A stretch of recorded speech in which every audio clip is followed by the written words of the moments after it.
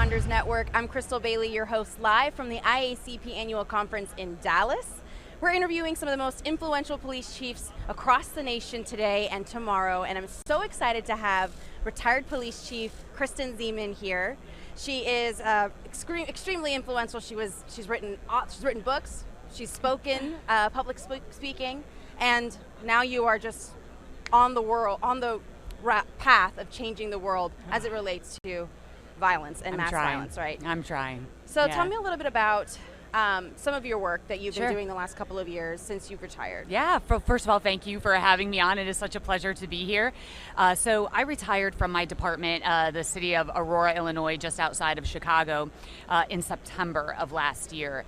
And in my department, in my city, we had a mass shooting in 2019.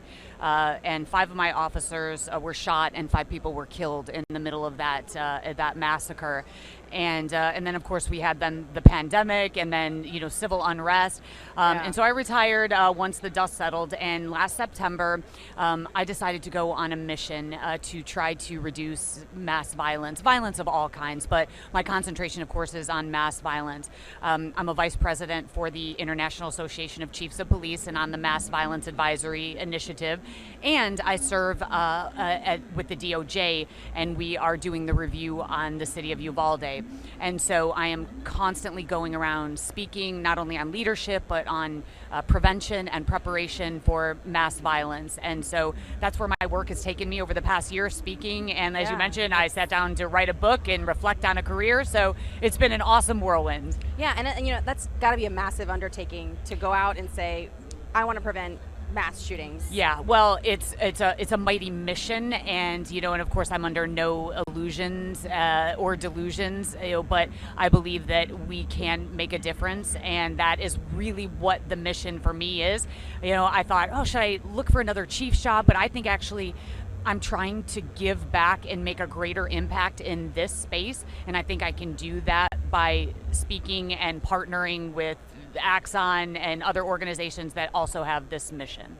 So I know that you now you are working a kind of twofold. You mentioned to me that you speak to civilians about ways they can help prevent mass shootings, reporting anything they see that's suspicious. Yeah, I know the Parkland shooter has just recently been sentenced, and we see that there was a lot of lead up to that incident. Yeah.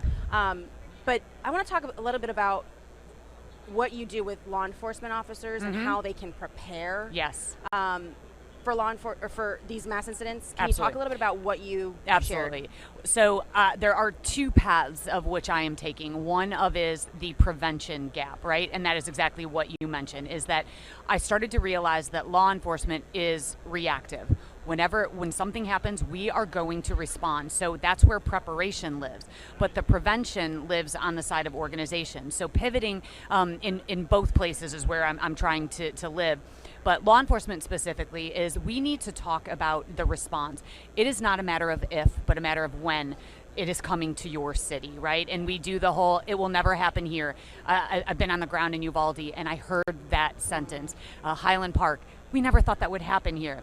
So number one, we have to change our mindset, sadly. Yeah. But that mindset then leads us to preparation, which means that we have to put our officers through experiential, scenario-based training so that when they're going through that training, they feel the stress and the fear, the vulnerable fear of having to respond to that. And when they can practice like that in a controlled environment, they are better than prepared to handle when it occurs in reality. And so that is what I go around to departments and getting their mindset into getting them prepared and ready for the unthinkable. So how do you prepare them for that real fear? How can a controlled environment do that? So there are a couple ways. So number one, let's talk about leadership. Leadership for me, and I mean this with all respect to leaders, is that leadership is overrated.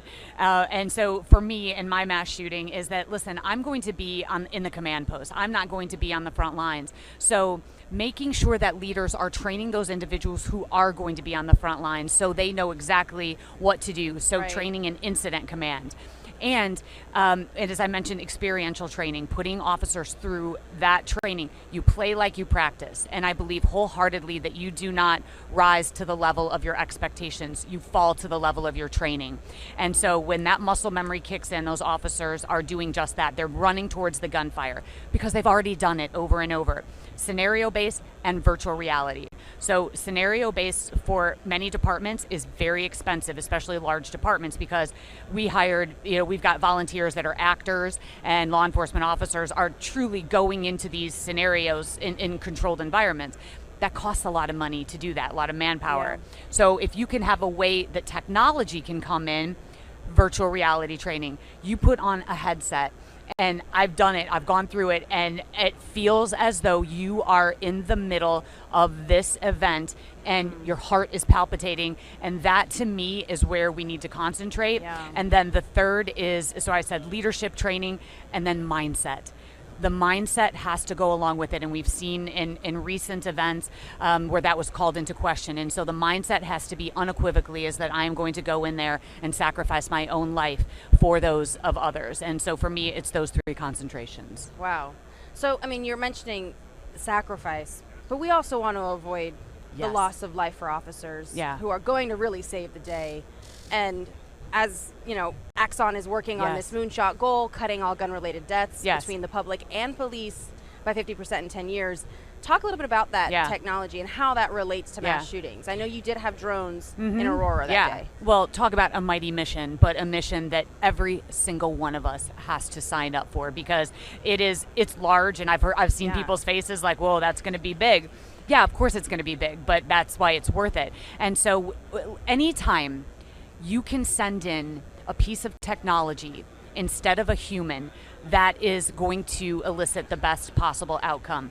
We want police officers to go home safe, and that's what we talk about in law enforcement, but it doesn't stop there. We want even perpetrators to go home safe. So the best possible outcome is that everyone goes home at the end of the night. And when you can reduce that lethality, then that to me is the win-win situation. And you do that through tasers, you do that through that technology. I'm a big fan, I know there's been controversy over this, but putting tasers on drones where we can send them in instead of human beings. In my mass shooting, we sent officers on a 300,000 square foot warehouse where that mass shooter had just killed 5 people and shot 5 of my officers, and we sent our officers in. We had drones, but they were only the kind of drones that could operate outside of a building, not inside. So of course that didn't help us in that moment. But if I could have sent a drone in instead of humans, because that perpetrator opened fire on my officers, and then the officers returned fire, eventually neutralizing him. But imagine if I would have had that technology. And so there are even ways that we probably haven't even thought of yet, but that is the few that come to mind, is our tasers and drones, and of course body cam, so we can see what is happening from the perspective of an officer going in, and make even more objective decisions for them because they're in the high stress, Right. And also to lead them to the perpetrator, via drone footage. So throwbots, you name it, anything that can go in, any technology that can go in place of a human is what I support. And it's not even, there's the element of saving the life, right? There's the element of being able to go in instead of a human, but it also can probably reduce negative interactions. Absolutely. Outside of these really mass violent incidents when someone's going in to shoot up the place. There could probably be situations where this technology can go in and reduce any opportunity for there to be an escalation. Absolutely. If the sending in technology, and when that technology can find, locate, stop the killing, stop the bleeding, and when that piece of technology can go in and do just that, then you're right. We're going to save lives, not just in law enforcement, but in the community as well. And that's, we really have to be victim focused in this. And victims are police officers as well, who are having to go into these scenes. And I keep coming back to Uvalde, but talking to the first responders who went to Uvalde, aside from, of course, the families who are devastated, but these officers and first responders are going in, and they're forever changed. And that is the same in every mass violence incident, as these officers are going in. So anytime we can reduce the bloodshed, that's what we're trying to do. Yeah. Can you tell me a little bit more about what you're doing with the civilian organizations? Yeah. I think we're at IACP, and there are a lot of police officers and police chiefs here and leadership, but it's interesting that someone from law enforcement is going into the community and saying this is Yeah. what the law enforcement officers need. Yeah. And this is the support that this is a communal goal, It right? is. This is not just law enforcement leaders making this choice I'm going to help reduce. This Yeah. is a communal decision Yeah. that we can all make. Yeah. And so I'd like to hear a little bit more about how the Yeah. community can help. Absolutely. So it's so interesting, as you mentioned, we're very cop-centric here, right? But it occurs to us that police officers are reactive, and we'd love to think that we live on the prevention side, but that's not the reality, right? And so when I go into organizations, I'm actually going into organizations, into schools, and you name it, and I'm talking about personal responsibility. The next person who is going to commit mass violence is living in someone's home, is in the classroom with another student, is sitting in the cubicle. Mine was a workplace A little shooting. scary to think about. It is, and that's terrifying, but see, that's where my mind lives. I promise I'm still fun at parties, but I'm constantly thinking, about where the next threat is. Yeah. And so, but what we're finding is that we are tripping over red flags. In these mass violence incidents, we can connect the dots, and 99 out of 100 of them we're saying, oh wow, we saw that one coming, or this organization dropped the ball, or law enforcement dropped the ball. And so this is the gap in where I want to spend my time and effort and sweat and blood is in the middle. One, a culture of reporting. We still grapple with this. Well, I didn't want to say anything because what if I'm wrong? What if that person was just acting out and they're not an actual threat? And my response to that is, well, what if you're right? I would rather devote time and energy and resources into determining whether that person's a threat. But it is going to require courage on the part of family members to take a look at that individual who may be a threat because of mental health and well-being, mental illness, or just violent tendencies. And now you add on top of that access to weapons. Yeah. And now you have the perfect storm. And so that's the space where I actually believe the most prevention can live. And that's why I'm committing my time to talking to organizations about that. And there have been situations where a family member or a loved one has stepped forward. Is that correct? Oh, absolutely. But you can't cite them probably because it doesn't get headlines. There have been incidents where one where a mother came forward and turned in her son, who she found a manifesto that was describing he was going to build a bomb and blow up his school. She turned him in. And Wow. what that to me is the epitome of courage, right? And her son still, he has a very tumultuous relationship with her, but she felt as though she had to protect the public from her own child. I mean, just think about the magnitude. But the rest of the times, many are just maybe their spidey senses are tingling about someone. But that's the space that we have to live in. We have to teach people what to look for. Violent tendencies, threats, even if they seem innocuous. And then we have to call in a team of threat assessors that can look at this individual and say, okay, violent tendencies, maybe a history of violence or domestic violence, and then we build this threat matrix, and then we look at now, do they have access to a weapon where they can actually carry out that harm? Because there is a space between when someone originally has these manifestations to when they carry that out, and we can trace that path, but we have to live in that space. I'm curious how you maintain your own mental health, and you're as positive and as chipper as you are. Every time I see you, I'm so curious how you study all these violent acts and are able to still have such a positive. I think it's because there are so many people that are on this same mission. They just don't know how to channel their energy or their actions. And so when you mentioned it, we all want the same thing. Even go into our most violent communities and you ask those in the middle of this community, what do you want? I want peace. I want to live safely. I want to work and play and raise my children, right?